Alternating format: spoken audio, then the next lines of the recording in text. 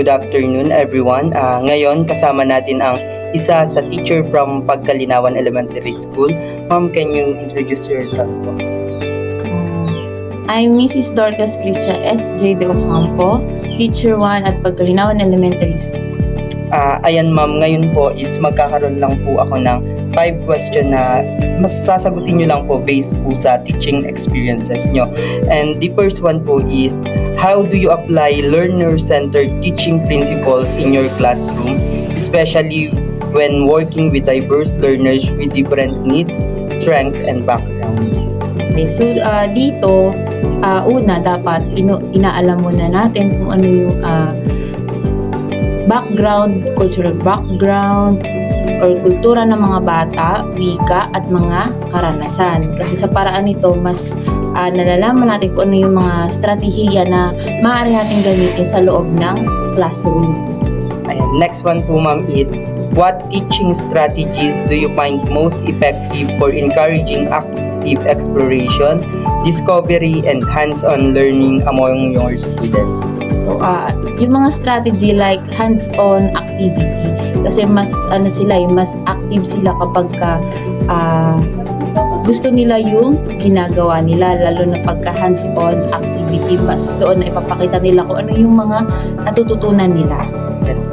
And next one po is, how do socio-cultural factors such as student home environment, peer influence, and community background affect the way you plan your lessons and manage your classroom? So dito naman, mas malaki kasi ang impluwensya ng barkada or kaibigan, lalo na rin ng komunidad.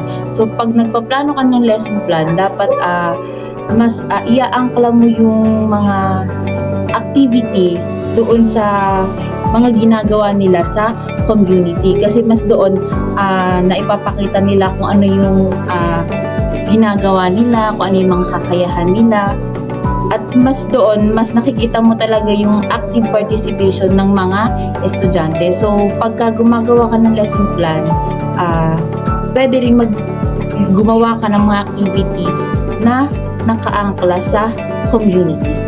Yes.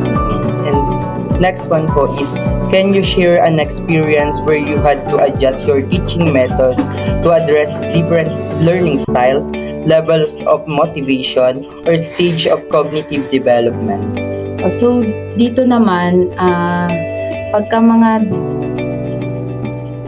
lalo na kapag iba-iba yung learning styles ng mga bata, meron kasi mga yung mga visual learners, more on sila sa mga picture, ganun. So iisip ka ng katulad ng mga diagram, mga activities na more on gagamit ka ng mga pictures or visuals. Meron din naman na may mga estudyante rin naman na active pagka-discussion pag-discussion, mas gusto kasi nila yung discussion, yung babatukan ng question, may sasagot sila, doon may mga active participation. So, pagka time na ng activity, so gumagawa ako ng ibang activity para doon sa learners na more on visual, and then doon sa learners na more on active sa discussion. So, dito, mas napapatunayan ko na pala ako, flexible teacher pala ako. Lalo na kasi meron din mga estudyante na hirap pa sa pagbabasa. Yun, may estudyante talaga akong hirap pa sa pagbabasa. So, doon, mas yung activity niya, pinadadali ko kaysa dun sa ibang classmate niya, kasi yung level niya at level ng iba niyang klase ay magkaiba talaga. So, kailangan talaga umisip ng mga learning styles kung saan parehas o lahat sila matutunan.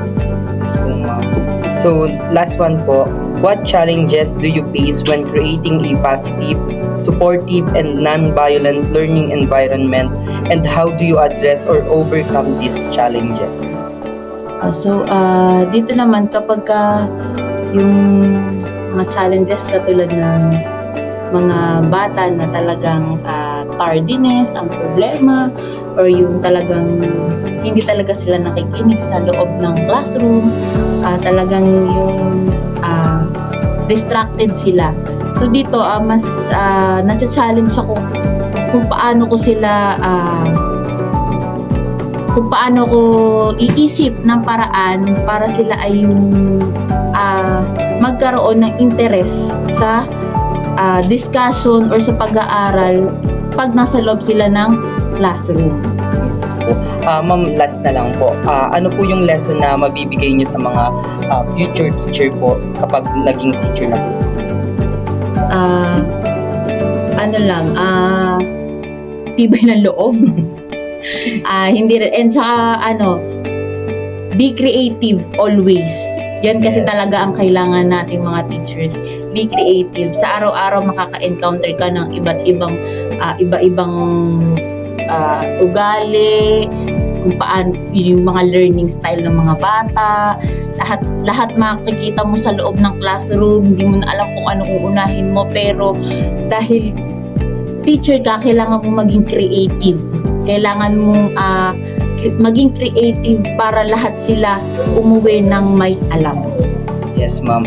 Ayun nga, sabi ni ma'am, dapat creativity is the best way para maging matuto or umuwing may alam yung mga estudyante natin. Ayan, ma'am, thank you so much po sa pagpapaunlak na kayo po yung ma-interview po dito sa aming subject or sa aking project para sa aming subject. Thank you po. Thank you.